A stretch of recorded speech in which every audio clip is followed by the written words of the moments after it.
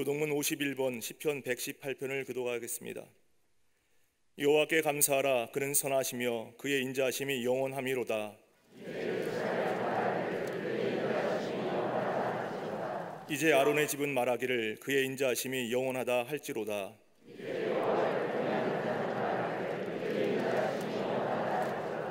내가 고통 중에 여호와께 부르짖었더니 여호와께서 응답하시고 나를 넓은 곳에 세우셨도다.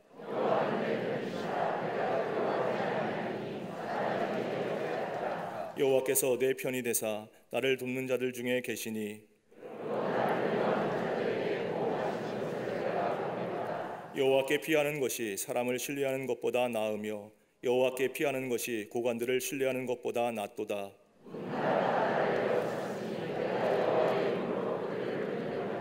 너는 나를 밀쳐 넘어뜨리려 하였으나 여호와께서는 나를 도우셨도다.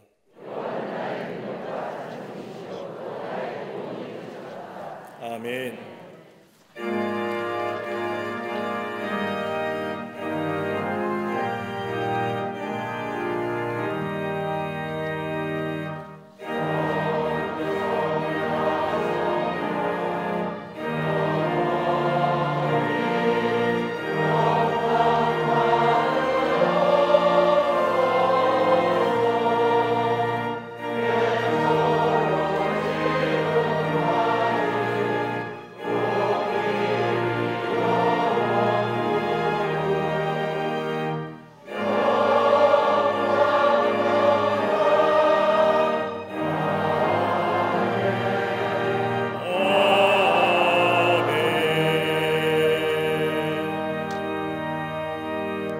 전능하사 천지를 만드신 하나님 아버지를 내가 믿사오며 그 외아들 우리 주 예수 그리스도를 믿사오니 이는 성령으로 잉태하사 동정녀 마리아에게 나시고 본디오 빌라도에게 고난을 받으사 십자가에 못 박혀 죽으시고 장사한 지 사흘 만에 죽은 자 가운데서 다시 살아나시며 하늘에 오르사 전능하신 하나님 우편에 앉아 계시다가 저리로서 산자와 죽은 자를 심판하러 오시리라. 성령을 믿사오며 거룩한 공의와 성도가 서로 교통하는 것과 죄를 사하여 주시는 것과 몸이 다시 사는 것과 영원히 사는 것을 믿사옵나이다. 아멘.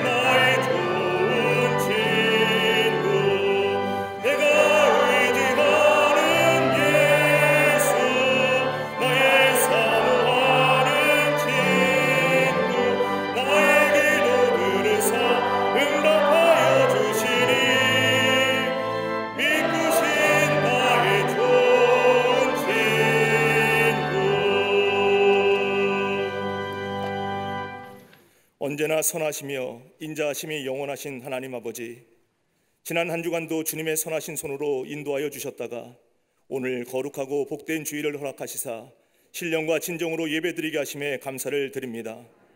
이 시간 예수 그리스도의 십자가 보혈의 공로를 의지하여 주님 전에 나왔사오니 저희의 모든 죄와 허물을 용서하여 주옵소서. 주일 예배를 통해 마음과 심령이 회복되게 하시사 불안의 안개가 짙은 세상 속에서도 약속의 말씀을 붙잡고 승리하는 복된 역사가 넘쳐나게 하여 주시옵소서. 역사적으로 어려울 때마다 성도들의 눈물의 기도를 통해 이 땅을 보호하셨던 하나님 아버지, 코로나의 역경 속에 있는 대한민국과 열방에 강력한 치유와 회복의 은혜를 부어 주시옵소서. 확진자들에게 국률의 은혜를 베풀어 주시사 코로나를 이겨내게 하옵소서. 고난 중에도 새 역사를 만드실 주님만 바라보며 고난 뒤에 예비된 영광의 날을 기대하며 위기의 시대를 돌파하게 하옵소서. 이번 주 대선에서 하나님을 경외하며 국민을 섬기고 주변 나라들의 환경을 유연하게 대처할 수 있는 성경적 지혜를 가진 지도자를 보내주시옵소서. 주의 권능의 손으로 대규모 산불도 속히 진화되게 하여 주시옵소서. 이재민들을 위로하여 주시며 피해 지역의 회복의 은혜가 부어지게 하여 주시옵소서.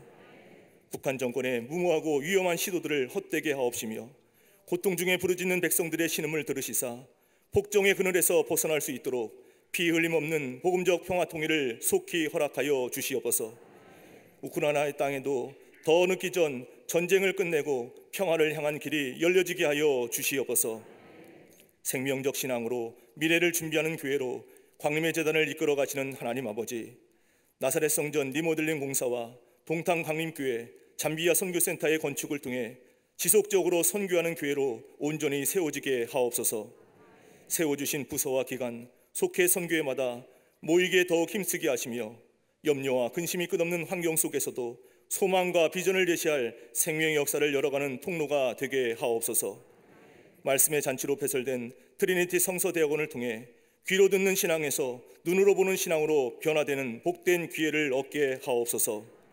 사순절을 보내면서 기도의 간절함과 절박함으로 갈보리 새벽기도에 나와 기도하는 이들마다 십자가의 능력과 지혜로 충만케 하사 현실의 논리를 따라 사는 비관적 합리주의자가 아닌 간절한 믿음주의자로 변화되게 하옵소서.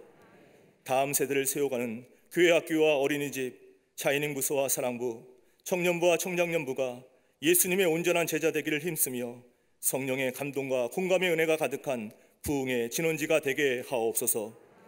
지성전과 해외 선교지를 불꽃 같은 눈동자로 보호해 주시며 성령의 인도하심을 따라 밟고 서는 곳마다 복음의 씨앗이 뿌려지고 열매 맺게 하여 주시옵소서.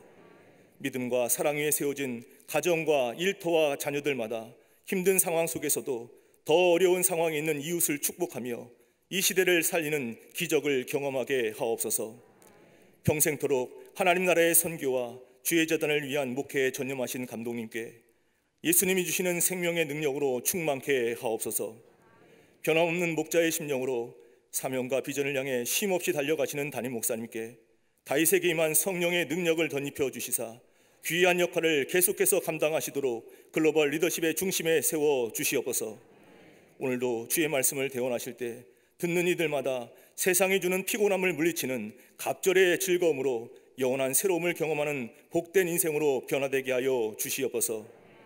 함께 예배드리는 광림 남교회와 서교회, 북교회와 국내의 선교지, 방송으로 예배드리는 모든 성도들 가운데 폭포수와 같은 성령의 충만함을 부어주시사 모든 어려운 상황을 압도하는 영적 기품이 넘쳐나게 하옵소서.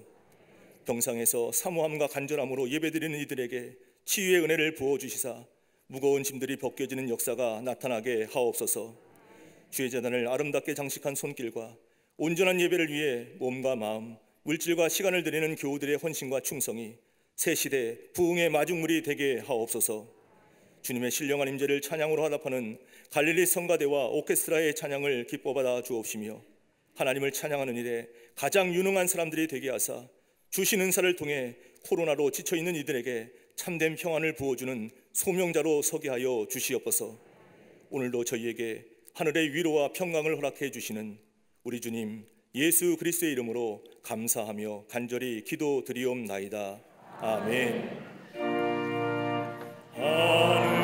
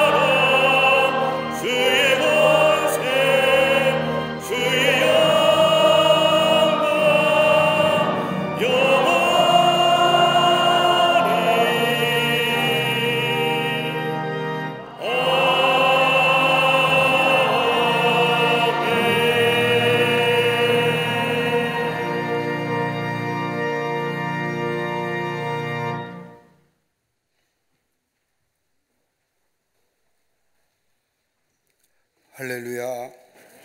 거룩한 주의 날입니다.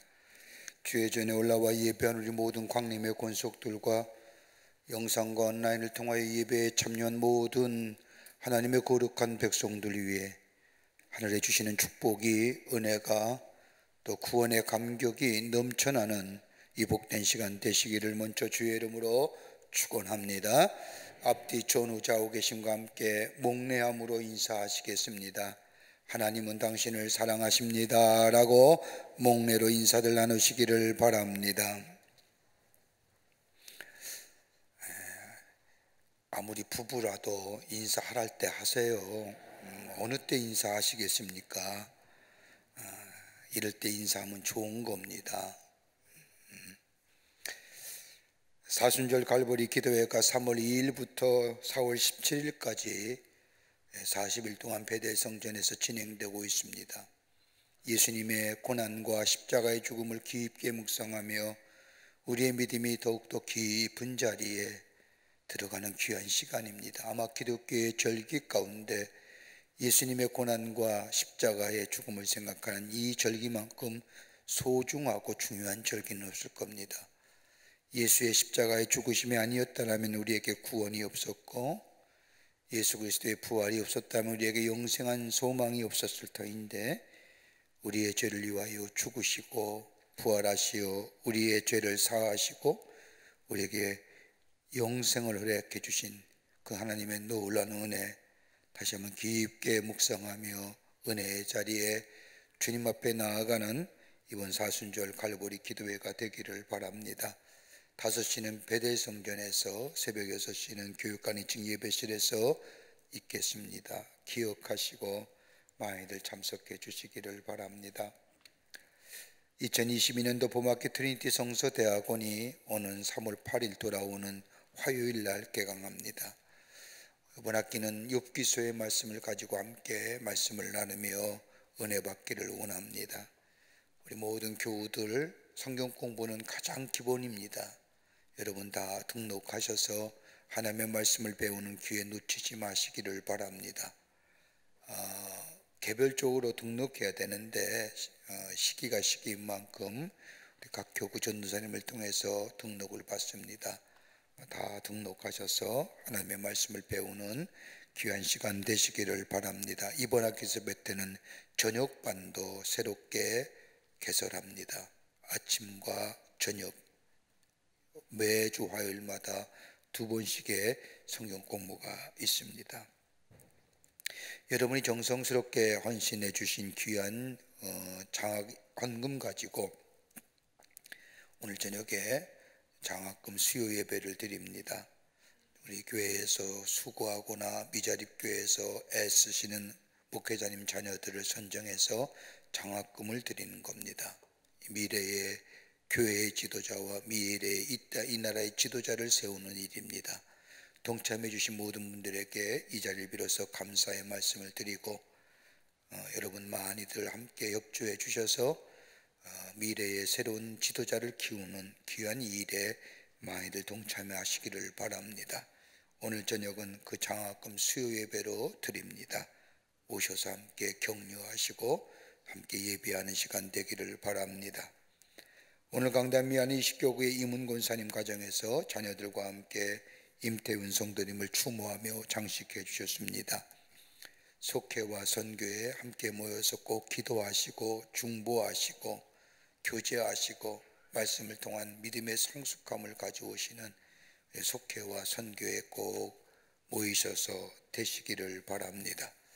지난 한 주간에 어려움을 당한 가정들이 계십니다. 만나실 때에 위로하여 주시기를 바랍니다.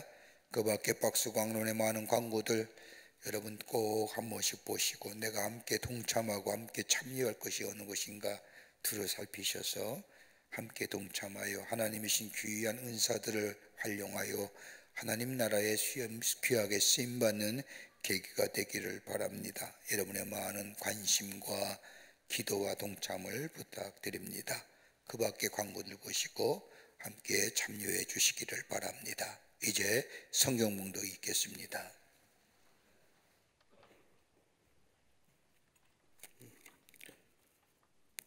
오늘 성경 말씀은 창세기 50장 15절에서 21절까지입니다. 요셉의 형제들이 그들의 아버지가 죽었음을 보고 말하되 요셉이 혹시 우리를 미워하여 우리가 그에게 행한 모든 악을 다 갚지나 아니할까 하고 요셉에게 말을 전하여 이르되 당신의 아버지가 돌아가시기 전에 명령하여 이르시기를 너희는 이같이 요셉에게 이르라 내 형들이 내게 악을 행하였을지라도 이제 바라건대 그들의 허물과 죄를 용서하라 하셨나니 당신 아버지의 하나님의 종들인 우리 죄를 이제 용서하소서 하매 요셉이 그들이 그에게 하는 말을 들을 때 울었더라. 그의 형들이 또 친히 와서 요셉의 앞에 엎드려 이르되 우리는 당신의 종들이니이다. 요셉이 그들에게 이르되 두려워하지 마소서 내가 하나님을 대신하리이까 당신들은 나를 해하려 하였으나 하나님은 그것을 선으로 바꾸사 오늘과 같이 많은 백성의 생명을 구원하게 하시려 하셨나니 당신들은 두려워하지 마소서 내가 당신들과 당신들의 자녀를 기르리이다 하고 그들을 간곡한 말로 위로하였더라. 아멘.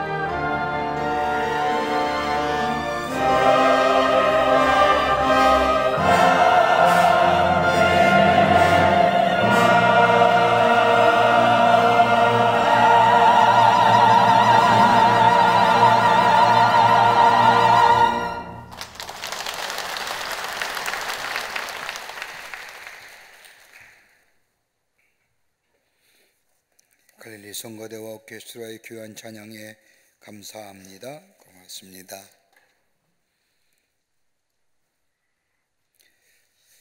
우리가 사는 지금의 세상 들려오는 이야기를 들어보면 어떻게 이렇게 악할 수 있을까 할 정도로 때로는 혀를 차기도 하며 그 무서운 죄악의 모습을 보면서도 절망감에 갖게 됩니다. 세상의 날로 악해져감을 보며 죄가 많을 뿐만 아니라 죄가 너무 지능적으로 발달함을 보면서 절망하기도 하고 참으로 마음이 답답해질 때가 있음을 보게 됩니다. 여러분 가운데 혹 이런 죄와 불의의 피해자가 되어 보신 적은 없으신지요? 혹 이것 때문에 억울한 고통을 당하신 적은 없으신지요? 오늘 본문의 말씀을 보면 요셉은 17살 나이에 형들에 의해서 팔려갑니다. 생각해보면 아무런 죄가 없었습니다. 집이 멀리 떠나 있는 형들을 위해 아버지인 야곱이 싸준 음식을 가지고 형에게 찾아갔다가 형들에 의해서 물이 없는 우물에다 던져졌고 그러다가 지나가는 애굽의 상인에게 팔려갑니다. 아버지의 심부름을 갔는데 깨끗한 마음으로 갔지만 한 번도 안 그 길은 다시 돌아오기 어려운 길로 가고 말았습니다. 노예로 팔려간 요셉, 저들은 노예가 얼마나 비참한지를 압니다. 한번 팔려가면 일생 동안 노예입니다. 거기서 벗어날 길은 전혀 없습니다. 노예로 팔려가는 순간 그에게는 자유라는 것은 사라집니다. 그가 가진 재능이나 기술이나 건강 모두가 다 주인의 것입니다. 나중에 가정을 이루어 태어난 자녀들조차도 나의 자녀가 아니라 노예가 되어 주인의 소유가 되어버리고 맙니다. 그 길로 형들이 요셉을 팔아 넘긴 겁니다. 이처럼 엄청난 죄악이 어디에 있을까요? 그리고 13년 뒤에 장면이 바뀝니다. 요셉은 애굽의 총리가 되었고 형들은 가나안 땅과 더불어 온 땅에 흉년이 들었을 때에 양식을 구하러 애굽 땅으로 내려와 애굽의 총리가 된 요셉 앞에 무릎을 꿇고 머리를 조아리며 양식을 구합니다. 자신의 앞에 무릎을 꿇고 머리를 조아리는 형들의 모습을 본 이 요셉은 통곡을 합니다. 반갑기도 하고 분하기도 하며 지난날 지내온 시간들을 생각하면 억울하기도 합니다. 그리고 나서 요셉은 저들을 용서해 줍니다. 용서하며 서로 화해한 것이 아니라 요셉의 일방적인 용서입니다. 우리가 인생을 살아가면서 행복한 인생이 되기 위해서 하는 일들이 많이 있겠지만 그보다도 중요한 것이 있다면 우리 안에 화평과 화목함이라 할 것입니다. 이 화평은 그냥 저절로 이루어지는 것이 아니라 관계성 속에서 나오게 됩니다. 혹 여러분 가운데 관계의 어려움을 통하여 힘든 일을 겪어보신 적이 있으신지요? 관계의 무너짐을 통하여 겪는 아픔과 고통은 그 어떤 것으로 설명할 수 없을 만큼 깊은 아픔으로 다가옵니다. 관계성이 무너질 때에 거절당함에 대한 분노의 마음, 미움과 증오, 의심과 질투, 불안과 두려움, 이러한 마음이 우리 가운데 찾아오게 되면 이것이 더 심화되게 되면 우리 안에 자기 상실을 가져오게 되고 이것이 더 심화되게 되면 우리의 삶에 황폐함이 찾아오게 됩니다. 이걸 가리켜서 우리는 상처라고 얘기합니다. 상처가 많은 사람에게는 행복이라는 것을 찾아볼 수가 없습니다. 이걸 아셨던 우리 주님은 이 땅을 살아가면서 수많은 사람들과 관계를 맺으며 살아가기에 그 관계가 복된 관계가 되기 위해서 예수님은 제자들을 가르치신 주의 기도 안에 일용한 양식과 연결시켜 이것을 기도하라고 말씀하십니다. 하나님과의 관계 회복은 신학적으로 요구하면 회개라고 말하고 사람과 사람의 관계를 회복하는 일에 있어서의 가장 중요한 것이 있다고 한다면 다른 사람을 용서하는 데 있습니다. 인생을 살다 보면 용서를 구해야 할 때도 있고 용서를 해주어야 할 때도 있습니다. 용서 없이는 다른 사람과의 바른 관계를 맺을 수가 없습니다.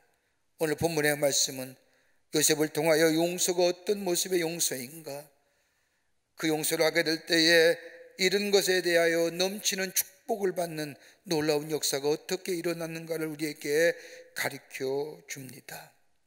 우리에게 이 말씀은 깊은 울림으로 우리의 마음에 다가옵니다. 어떻게 요셉은 용서를 통하여 하나님이 주신 축복을 누리는 복된 인생으로 살아갈 수 있을까요? 본문의 말씀을 통하여 함께 말씀을 나누며 은혜 받기를 원합니다. 첫째는 은혜 안에 있는 자신의 모습을 보았다는 겁니다.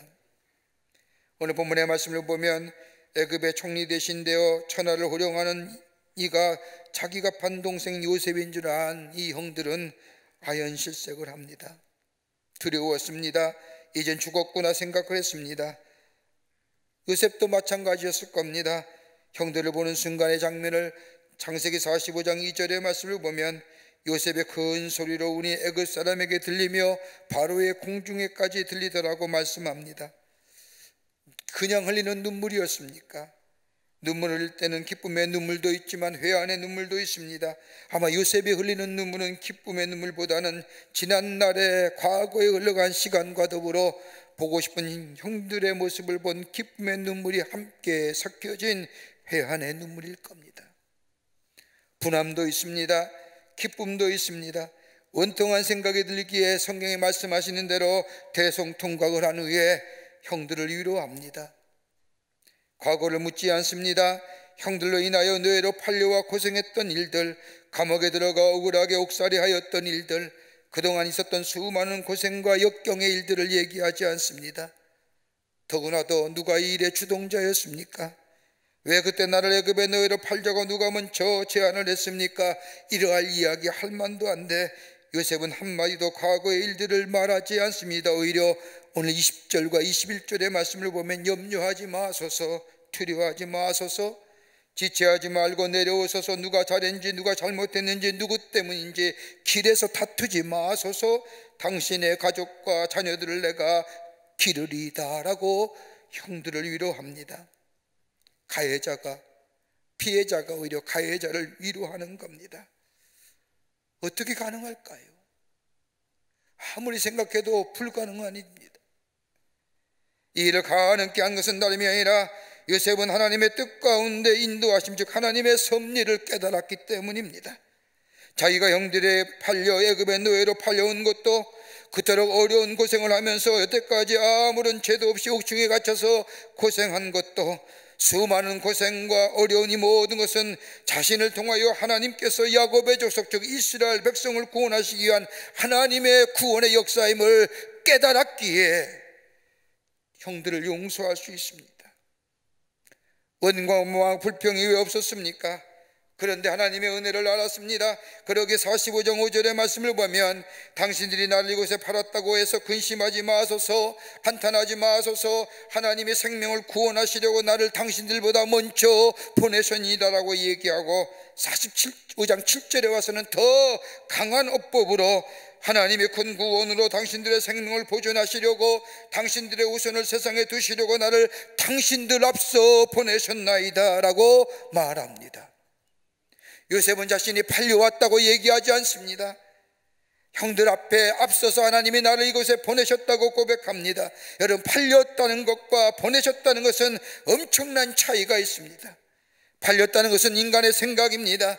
인간의 일입니다. 그러기에 그 일에는 원망과 불평이 때로는 심한 좌절과 실망감이 담겨져 있습니다. 그런데 보내셨다고 하는 이 고백에는 하나님의 이 모든 일이 주권하에 이루어졌다는 믿음의 고백이 그 속에 담겨져 있는 겁니다. 보내시는 과정을 들여다보면 억울하고 때로는 분한 생각이 들지만 그러나 이제 와보니 하나님께서 저 아브라함에게 약속하신 일을 이루시기 위하여 더 나아가 이스라엘 백성과 애굽의 백성을 구원하시기 위해서 하나님의 섭리 가운데 내가 애굽에 팔려왔으며 오늘 이 자리에 세우심을 받은 것은 다만 하나님의 구원의 역사, 하나님의 귀한 섭리 가운데 이루어졌다는 사실을 고백합니다. 이 고백이 어떻게 가능할까요? 하나님의 은혜를 깨닫는 자만이 할 수 있는 고백입니다. 하나님의 은혜가 내게 있음을, 그러기에 50장 19절 말씀을 보면 형들이 자꾸 걱정하니까 요셉이 그들에게 이르되 두려워하지 마소서, 내가 하나님을 대신하리이까. 당신들은 나를 해하려 하였으나 나는 당신들을 해하지 않습니다. 당신들에게 복수하지 않을 겁니다. 미워하지도 않을 겁니다. 손대지 않을 겁니다. 내 마음에는 전혀 복수한 일이 없다는 이야기입니다. 과거에 찌들었던 아픈 상처들, 그것이 동기가 되어 내가 무엇인가 이루었을 때 내 꼭 갚아주려고 하는 그런 마음이 아닙니다. 내가 하나님을 대신하겠습니까? 라고 하는 말은 다름이 아니라 하나님께 맡길 뿐이요, 내가 하야 이르는 다름이 아니라 용서를 통하여 화해함과 화평함, 그것뿐이라는 겁니다. 로마서 12장 17절의 말씀을 보면 아무에게도 악으로 압을 깎지 말고 모든 사람 앞에서 선한 일을 도모하라 할 수만 있거든 너희 모로서 모든 사람으로 더불어 화평하라고 말씀하십니다.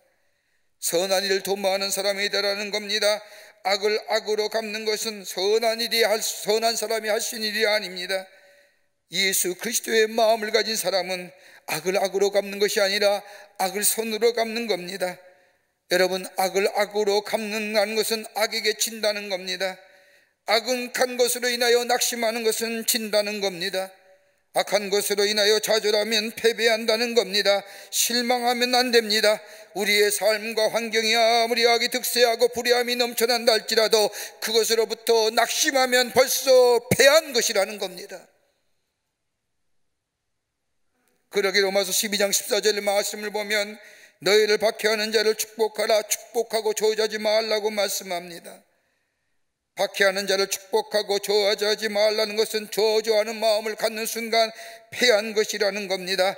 오히려 자신을 저주한 자를 축복하는 삶, 이것이 바로 궁극적인 승리하는 삶, 하나님의 은혜를 깨닫는 자만이 할 수 있는 일이라는 겁니다.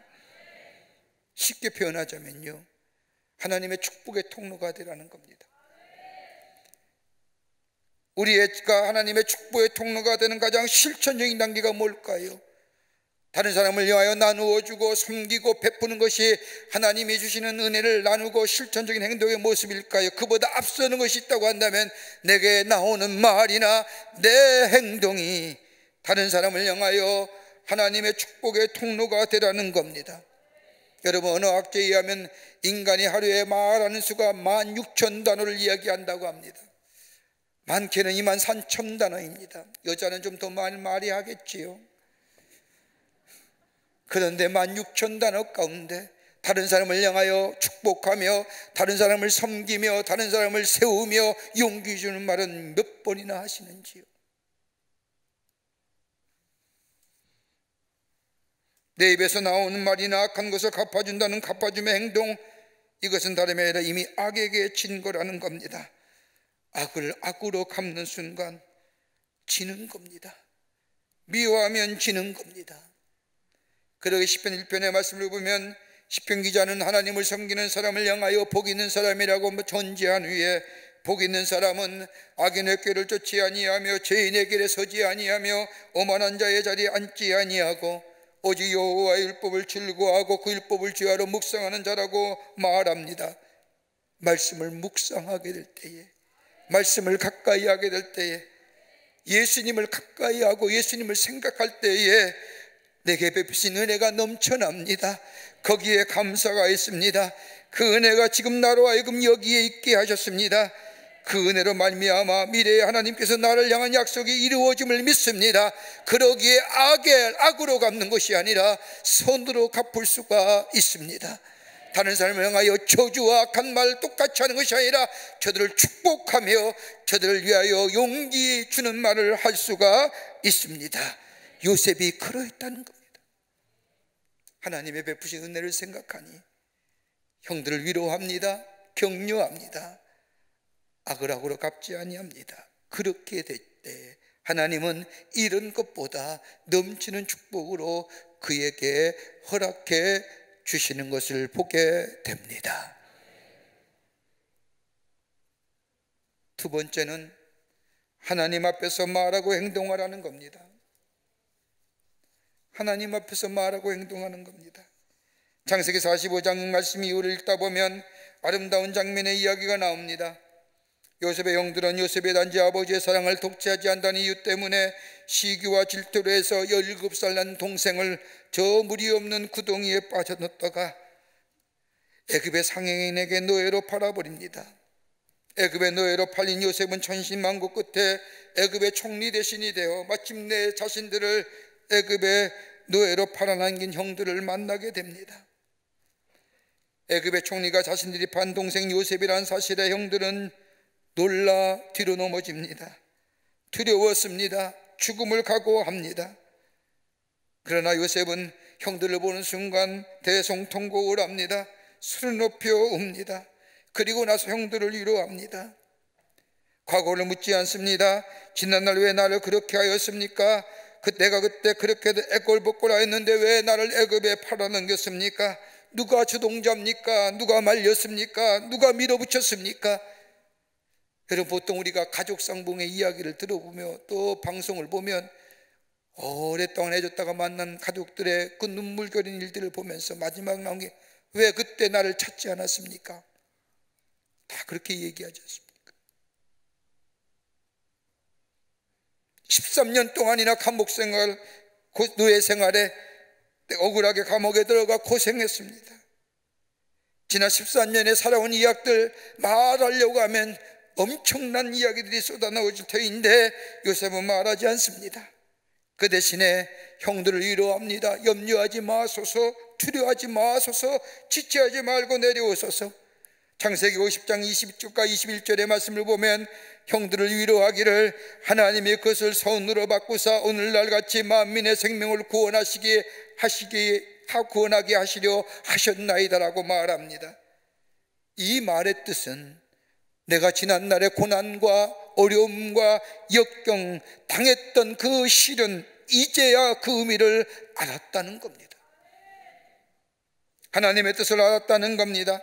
왜 내가 까닭 없이 억울함을 당했는지, 왜 내가 까닭 없이 죄의 감옥에 들어갔는지, 그 많은 고통을 당하면서 그 당시에는 이유를 알 수 없었지만은 이제 와보니 아하, 하나님의 구원의 역사였습니다.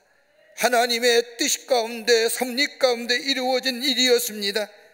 여러분, 요셉이 형들을 용서한 것은 요셉의 덕도 아닙니다. 높은 인격도 아닙니다. 정치계 수완도 아닙니다. 요셉이 형들을 용서할 수 있는 것은 다름이 아니라 그가 가졌던 믿음, 그 믿음은 다른 것이 아니라 하나님에 대한 이해였습니다. 하나님에 대한 이해가 자신의 신앙 고백으로 나타납니다. 그 신앙 고백은 다름이 아니라 하나님은 역사의 주인이실 뿐만 아니라 자신의 삶은 하나님의 주권 아래 있음을 고백하는 그 믿음 가지고 형들을 용서한 겁니다. 자신의 삶의 13년의 궤적을 뒤돌아보니 그 13년의 삶을 반추해 보니 때마다 시마다 그때는 이해가 되지 아니하고 도무지 용납이 되지 않았던 일들이지만은 지금 와보니 아하, 이제야 생각납니다. 이제야 이해가 됩니다. 왜 그때 그런 일을 당했는지. 지금 와보니 그것이 바로 하나님의 역사하심이었고 인간의 역사, 나의 삶의 모든 역사가 하나님의 주권하에, 하나님의 주도하에 이루어졌음을 이제야 깨달은 이 요셉은, 여러분 성경 45장과 50장에 요셉의 이야기가 기록된 창세기 말씀을 보면 요셉은 언제든지 형들 앞에서 이야기할 때에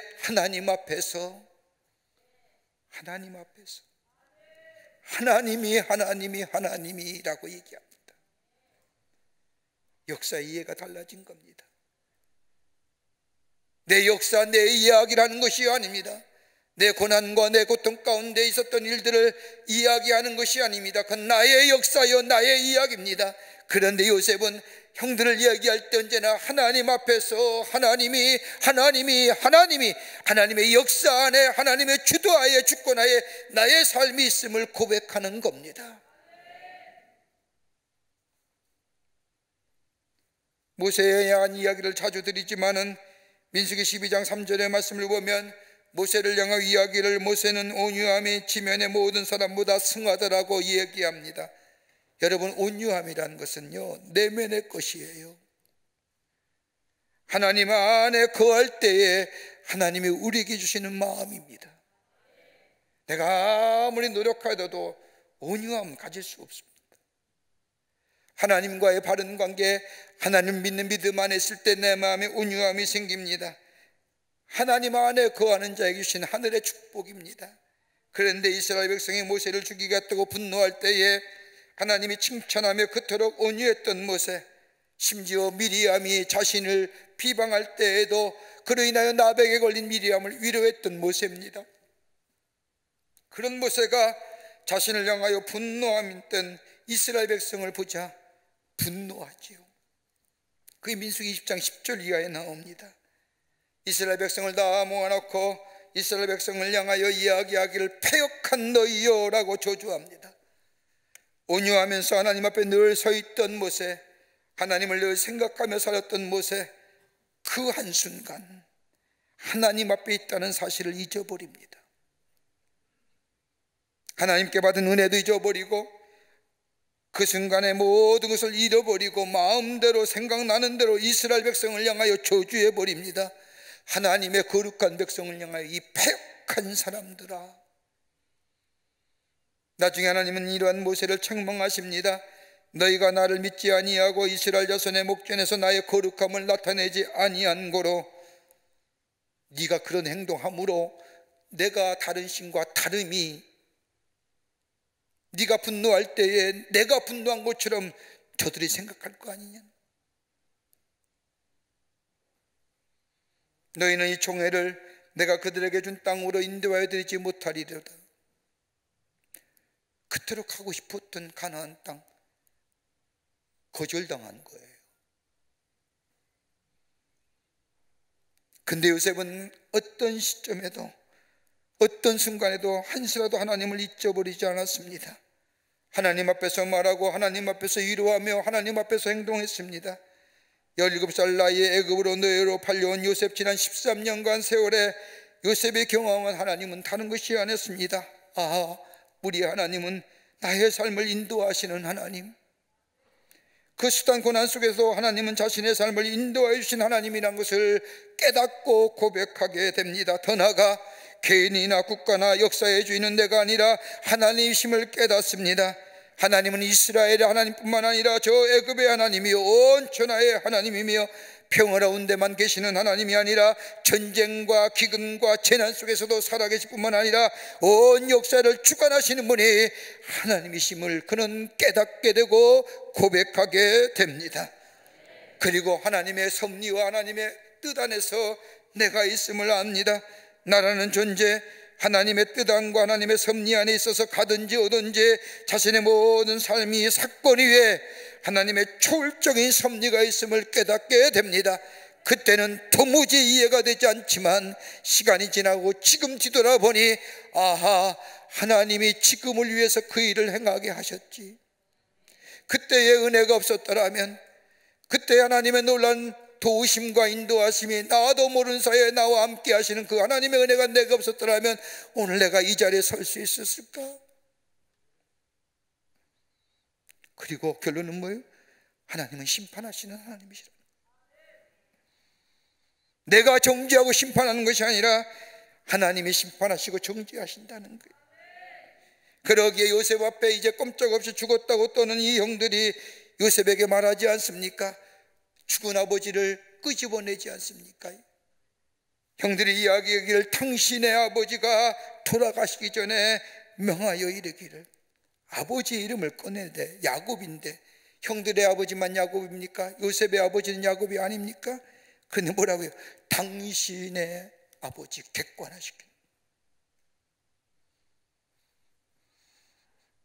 이런 형들의 모습에 이 요셉은 19절 말씀을 보면 두려워하지 마소서 내가 하나님을 대신하리까.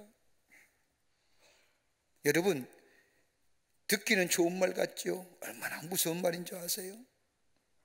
심판하시는 하나님이십니다. 내가 어찌 하나님을 대신할 수 있습니까? 악한 자를 심판하시는 분은 하나님이십니다. 그리고 억울한 자에게 보상하는 이시도 하나님이십니다. 악한 것은요, 하나님이 심판하실 겁니다. 어떤 억울함, 어느 구석에서 어느 은밀한 일을 당한다 할지라도 우리 하나님은 보상해 주십니다.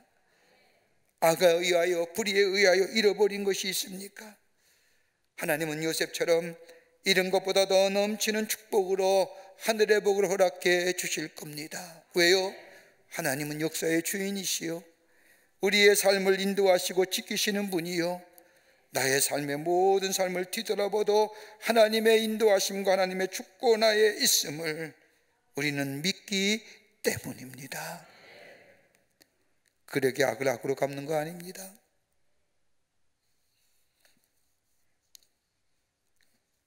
그러기 내가 할 일은 충성뿐입니다. 하늘 부물도 없습니다. 복수할 필요도 없습니다. 그저 하나님을 향한 우리의 믿음, 하나님 앞에서 하나님을 잊어버리지 아니하고 하나님 앞에 서는 우리의 믿음이 될 때에 우리는 궁극적으로 승리하게 되게 하시고 이런 것보다 더 넘치는 축복이 우리 안에 있게 되는 줄 믿습니다. 끝으로 끝까지 보살피시는 하나님이십니다. 하나님은 당신의 자녀를 끝까지 보살펴 주십니다. 요셉 사실상 노예입니다. 노예인 까닭에 그에게는 자유함이 없습니다. 이방 땅에 애굽에 와 있고 왕의 시위대장인 보디발의 집에 노예로 팔려갔습니다. 우상을 섬기는 나라에 왔고 우상을 섬기는 집에서 함께 먹고 마실 수밖에 없습니다. 이스라엘 사람들은 우상을 섬기는 이방 사람과는 가까이 하지 않습니다. 지금도 이스라엘 사람 나라가 저렇게 배타적인 것은 다름이 아니라 이런 하나님의 관한 신관 때문입니다. 노예에게 자유함이 없습니다. 이제는 우상을 섬기는, 그토록 싫어하며 경멸의 대상인 우상 섬기는 사람들의 시중을 들어야 합니다. 우상이 있는 집에서 잠을 자야 하며 이방의 사람들과 함께 거하며 이방 사람들, 우상을 섬기는 사람들을 섬기는 자가 될 수밖에 없는 운명입니다. 그런데 창세기 45장 이후에 요셉의 이야기를 기록한 성경 말씀을 읽다 보면 요셉은 한 번도 자신의 신세를 한탄하거나 그러다고 자학하지 않습니다. 노예로서의 순종의 삶을 살아갑니다. 그러나 노예지만은, 비록 이 우상을 섬기는 사람을 섬기는 자리에 있지만은 자기가 지켜야 할 의를 지켜나갑니다. 죄를 멀리했습니다. 거짓을 멀리했습니다. 하나님 앞에서 충성을 다했습니다. 이방 사람의 집에서 노예로 살아 자유를 빼앗겼지만은 신앙적인 자유, 하나님을 섬기는 일만은 빼앗기지 않았습니다. 하나님 앞에 경건하고 진실하게 살았습니다. 하나님을 위해 큰일한 것도 아닙니다. 하나님을 대놓고 증거한 적이 없습니다. 13년의 애굽에서의 노예 생활과 그 밖에 옥에서의 생활을 가만히 요셉의 생활의 궤적을 뚫어보면 한 번도 하나님에 대하여 증거한 적이 없습니다. 그런데 요셉은 하나님 앞에서의 자신의 의, 어떻게 보면 조그만 의입니다. 하나님 앞에 거룩함과 신실함과 진실함, 이거 버려놓지 않았다는 거예요. 우리 하나님이 그 요셉의 진실함을 기억하셨다는 겁니다.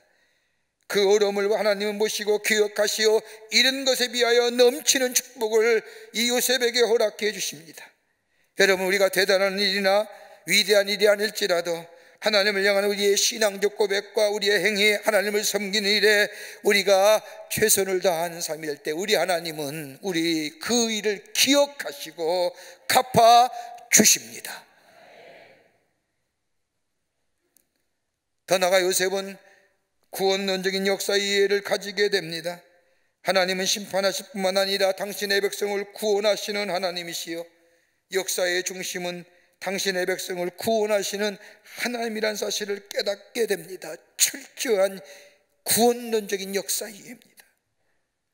그러기에 창세기 50장 20절 말씀에 당신들은 나를 해하려 했으나 인간의 역사는 이러이러하지만 하나님은 그 인간의 역사를 바꾸시어 악에서 선으로 바꾸시어 오늘날같이 많은 백성의 생명을 구원하시기 위해서 하나님은 역사의 중심이시여 그 역사의 가장 마지막 골은 구원이라고 하는 구원론적인 역사 이해를 요셉은 갖게 됩니다. 형들의 악한 마음 행동으로 자신은 이곳에 팔려왔습니다. 팔려온 것이 아니라 하나님이 이스라엘을 구원하시고 애굽을 구원하시기 위해서 먼저 저 이스라엘 백성 앞서서 보내셨다는 겁니다. 역사의 이해입니다. 하나님의 거룩한 이야기입니다. 요셉은 나의 이야기 아니라 14년간의 고난과 고통과 시련과 모진 고함 고난의 이야기가 아니라 그 이야기의 이면에는 하나님의 이야기, His story, 그의 이야기가 쓰였다는 겁니다. 그 이야기는 뭐냐? 나를 구원하시는,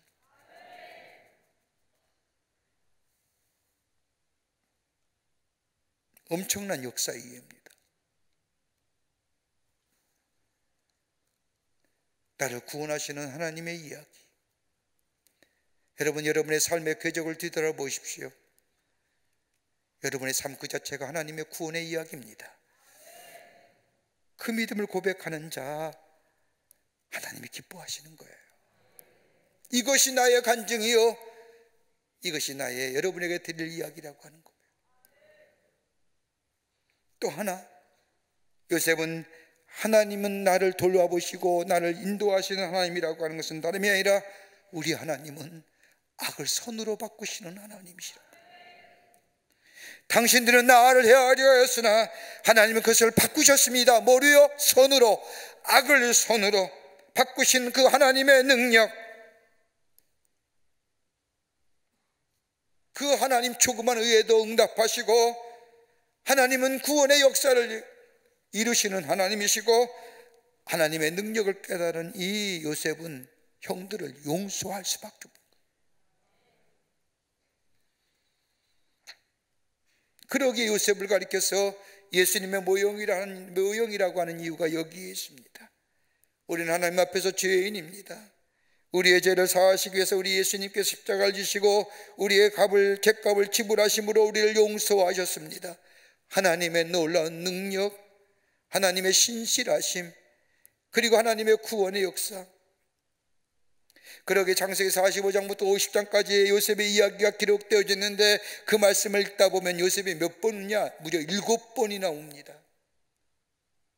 형들을 앞에서 울었고, 처음 만났을 때 울었고, 베냐민을 만났을 때 울었고, 베냐민을 다시 만났을 때 울었고, 야곱을 만났을 때 울었고, 야곱이 죽었을 때 울었고, 형들이 다시 찾아왔을 때 울었고, 그냥 운 것이 아니라 목놓아 통곡합니다. 그런데 그 울음이 그냥 회한의 눈물로 그쳤을까요? 아닙니다. 그가 운 것은 하나님의 뜻을 생각하며 울었고, 아하, 형들을 만나네, 하나님의 뜻이었구나. 감격해서 울었습니다. 옛날에 꿈꿨던 것이 오늘에 이루어진 것에 대하여 울었고, 형들이 서로 다투는 모습을 보면서 안타까워 울었고, 서로 비난하면서 잘잘못을 따지지 말라고 하면서 울었고, 다 용서했음에도 불구하고 요셉의 마음을 이해하지 못하고 용서받은 자의 부끄러움과 두려움에 빠져있는 그 모습을 보며 측은히 여기면서 요셉은 울었다는 겁니다. 예수의 마음이죠. 그리고 용서하고 화해하고 화평을 누립니다. 그러다 하나님은 요셉에게 이런 것에 비하여 더 넘치는 축복을 그에게 허락해 주십니다. 사랑하는 성도 여러분, 바다에 잔잔한 숭늉만 있어야 좋은 것 같지요. 그런데 숭늉만 있으면 고기들이 먹이는 플랑크톤이 생기지 못한다고 합니다. 한 번씩 큰 태풍이 몰아쳐 바다의 밑바닥까지 뒤집어 놓게 될 때에 물고기들의 먹이들이 새롭게 성성되어 새로운 생명의 역사가 그곳에 꿈틀거린다고 합니다. 고요한 바다는 죽은 바다입니다. 생명은 그 안에 살 수가 없습니다. 때로는 해일이 일어나고 거친 파도가 몰아치게 될 때에 비로소 생명체가 살 수 있는 것처럼 때로는 우리가 알지 못하고 깨닫지 못한 일들이 우리 앞에 일어난다 할지라도 우리 하나님은 우리를 구원하시는 하나님이요, 돌보시는 하나님이요, 뜻 가운데 인도하시어 궁극적으로 우리를 구원케 하시는 그 하나님의 놀라운 은혜, 그리고 악을 선으로 바꾸시며 새롭게 하나님의 창조의 역사를 이뤄가시는 그 하나님을 믿는 믿음 앞에서 잊어버리지 않는 하나님이라고 하는 고백이 우리 가운데 있을 때에 이런 것에 비하여 더 넘치는 축복이 우리 가운데 있게 되는 줄 믿습니다. 이 믿음의 고백이 우리 안에 있어 하나님의 생명적 역사를 경험하시는 여러분과 저와 되시기를 주의 이름으로 축원합니다. 하나님 감사합니다. 저희들 사랑하시고 하나님의 자녀 삼으심에 감사합니다. 때로는 이해 못할 아픔과 고통과 곤고함이 우리 가운데 있다 할지라도 주의 은혜를 생각하게 하시고 하나님의 구원의 역사를 기억하게 하여 주시며 하나님 앞에 신실한 믿음의 모습으로서 하나님 앞에 하나님을 잊어버리지 않는 삶 되게 하여 주셔서 하나님의 놀라운 역사를 경험할 뿐만 아니라 이런 것에 비하여 더 넘치는 축복을 누리는 저희들 되게 하여 주시옵소서. 성령이 도우실 줄 믿으며 예수님의 이름으로 기도하옵나이다. 아멘.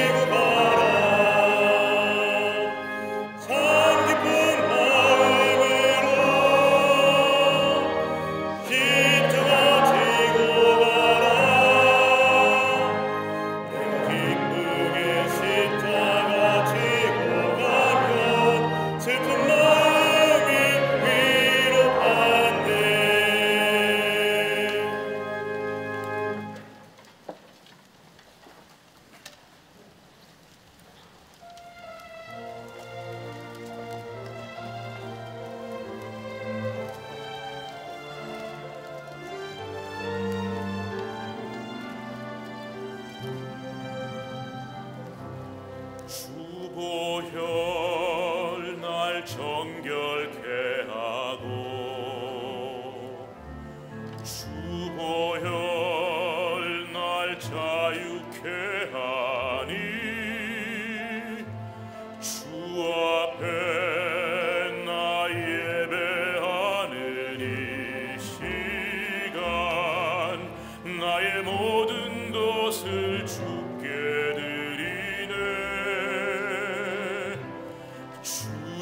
손 날 위에 찢기셨고 주의 발 날 위에 박히셨으니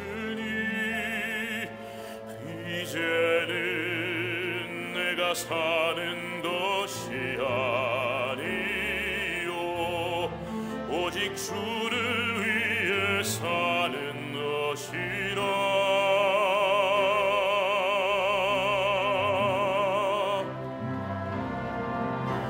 주의 손에 나의 손을 포개고 또 주의 발에 나의 발을 포개어 나 주와 함께 죽고 또 주와 함께 살리라. 영원토록 주 위에 살리라. 주 위에 살리라.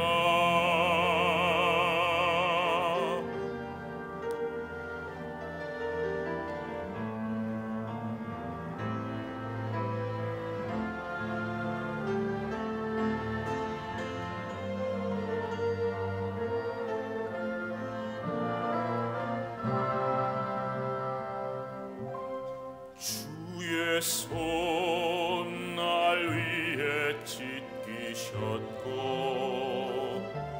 주의 발 날 위해 박히셨으니 이제는 내가 사는 것이 아니요 오직 주를 위해 사는 것이라.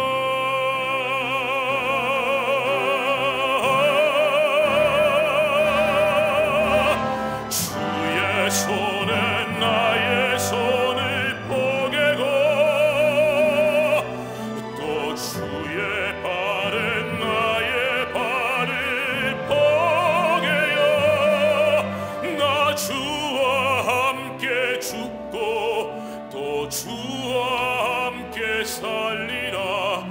영원토록 주 위에 살리라.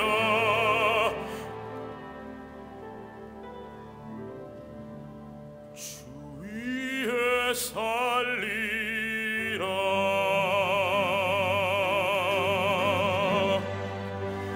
주 위에 살리라.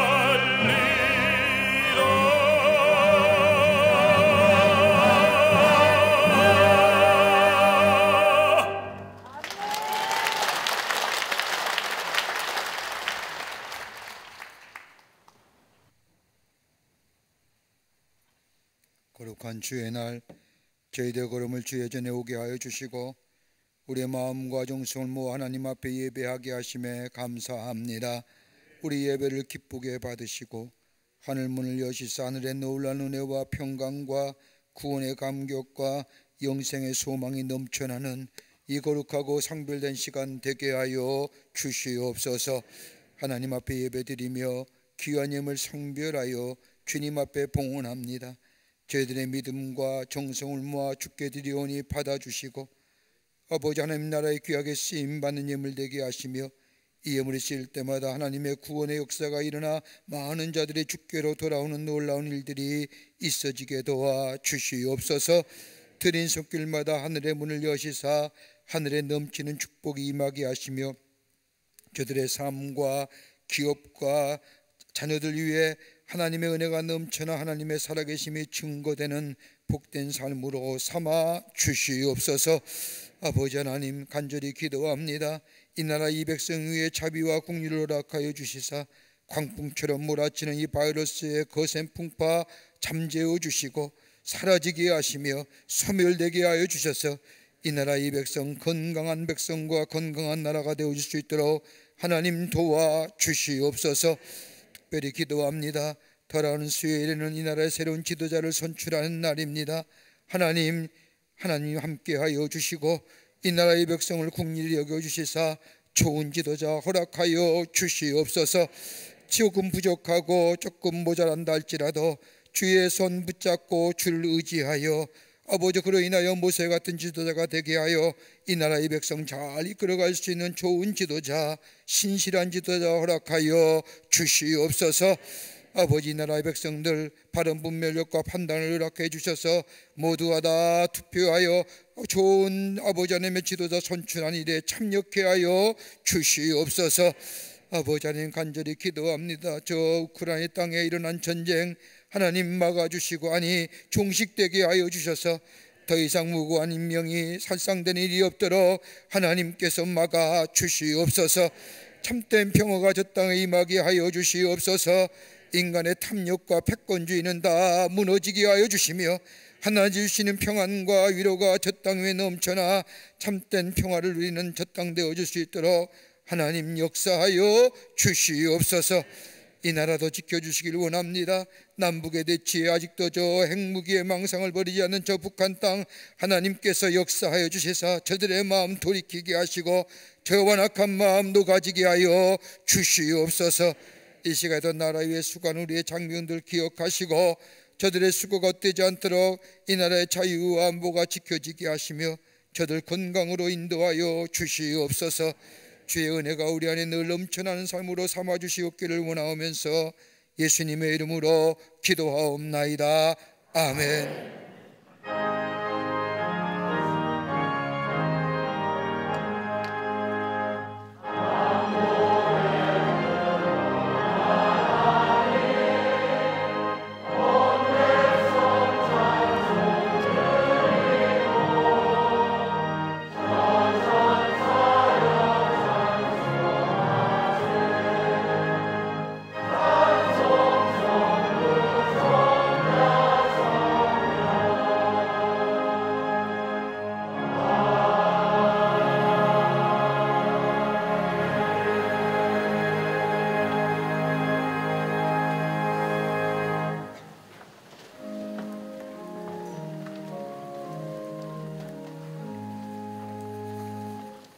오늘 이 시간에 우리에게 새로 나오신 분이 계십니다. 호명할 때 앞으로 나와주시면 충심으로 환영하겠습니다. 혹 3층 계시면 3층 앞으로 나와주시면 환영하겠습니다. 새가족 등록카드는 안 냈지만 처음 오신 분 나오시면 환영하도록 하겠습니다.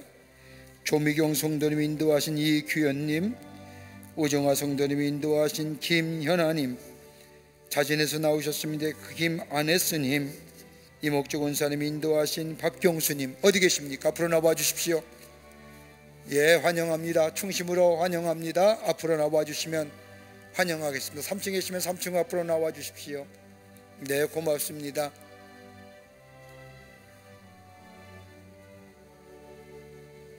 네, 환영합니다. 예, 3층에도 환영합니다.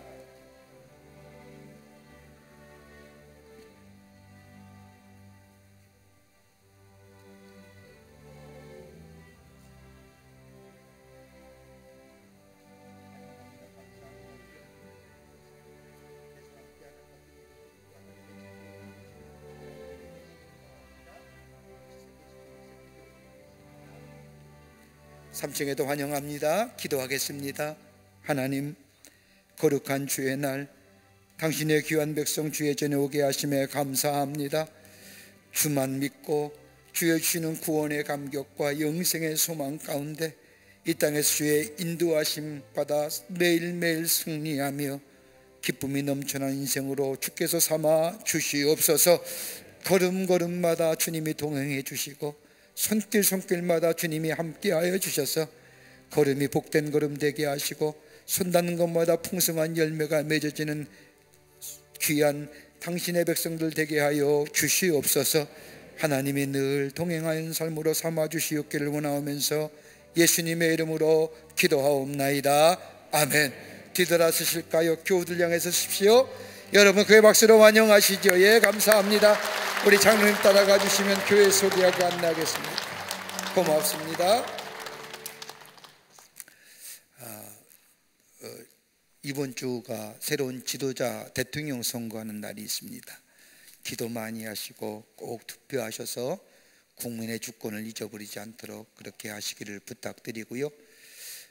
우리가 아무리 코로나 바이러스가 성행한다 할지라도 우리가 잊지 말아야 할 것이 하나 있다면 전도하는 겁니다. 복음 전하는 일입니다.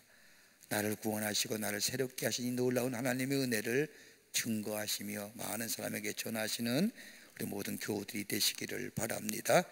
선거 꼭 하시자고요. 건강에 유의하시고요. 저녁 예배, 주일 예배, 새벽 기도회, 갈보리산 기도회 다 함께 참여해서 은혜가 풍성한 삶을 살아가시는 우리 모든 교우들이 되시기를 바랍니다. 다 일어나실까요? 우리 마지막 찬송하시겠습니다.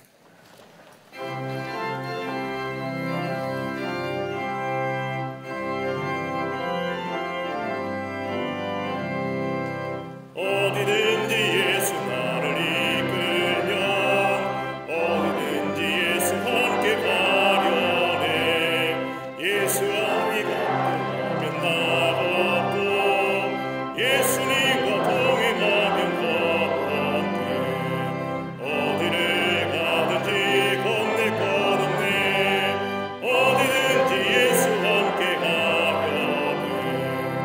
세상 친구 모두 주와 동행하면 외로웠겠네. 가는 길이 위태하고 험해도 어디든지 예수 함께 가려네. 어디를 가든지 겁낼 것 없네. 어디든지 예수 함께 가려네.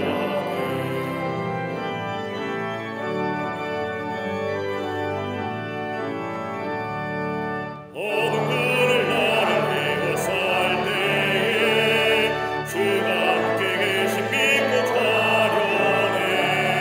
죽은 후에 천국에서 깨어나 예수 함께 길이 길이 살리라. 어디를 가든지 겁낼 것 없네. 예수든지 예수 함께 가려네. 우리를 구원하시기 위해서 인간의 몸을 입으시고 이 땅에 오실 뿐만 아니라 우리 죄를 위하여 고난과 죽음을 당하시어 우리에게 영원한 생명과 구원을 허락해 주신 우리 구주 예수 그리스도의 크신 은혜와 하나밖에 없는 당신의 아들을 우리에게 보내주셔서 우리를 얼마나 사랑하시는지 그 사랑의 확증을 보여주신 하나님 아버지의 놀라우신 사랑하심과 우리 안에 내재하시며 역사하시며 동행하시며 인도하시는 그 성령님의 놀라운 능력의 역사가 하나님 전에 올라와 예배하며 주의 주신 말씀 가슴에 품고 저 세상에 나가 하나님의 사람으로 살기로 새롭게 결단하며 성전에 물러서는 우리 모든 사랑하는 광림의 권속들과 영상을 통하여 하나님 앞에 예배드리는 당신의 거룩한 백성들 위해 주께서 지금으로부터 영원토록 함께 하시기를 간절히 축원하옵나이다. 아멘. 조실